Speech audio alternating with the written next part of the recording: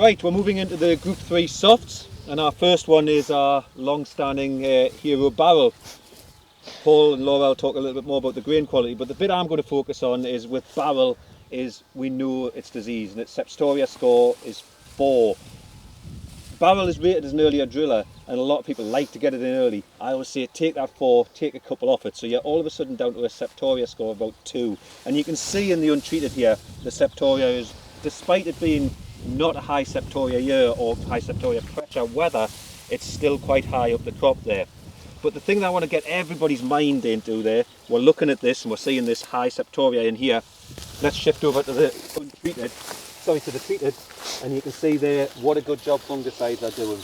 So now that we've got a different fungicide portfolio with some of the new chemistry along there and improving chemistry, we can sort of have a bit more confidence that we can manage Septoria, and I think that's very evident in the next few varieties that we see between the untreated and the treated. And you know, this is why we use fungicides.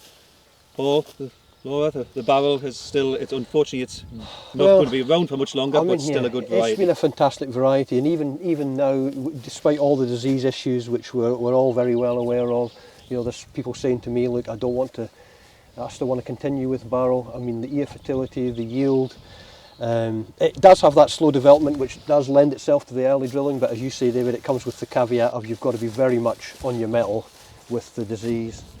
But yeah, unfortunately, elsewhere in the country, and especially further south, this variety is really fading away, and there's only going to be, this is really the last year of seed for Barrel. There may possibly be a bit of carryover for next year, but still popular. Oh, yeah, it's still really popular. I mean, it has been a proper northern specialist, this variety. There'll be a lot of people sad to see it go. Mm-hmm. Probably one group of people who won't be will be the wheat distillers, because it was never really accepted for distilling, or generally wasn't. But no, it's been a real success story for KWS in Scotland. No, there'll be a lot of people, you know, we look at new varieties coming through and we keep saying, well, why we're not going to grow a Barrel, because Barrel, it does the job for us. You know, we know that if you're putting Barrel in the ground, you've got to sort of make sure that you've got a very robust fungicide program, and people know that when they put it in the ground, but we can get it to yield.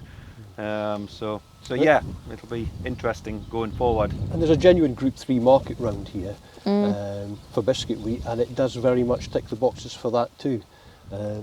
So yeah, a good variety, but last year or two for Barrel now. But we have got it this year though. We have got it to sow out this year. Yeah. Good.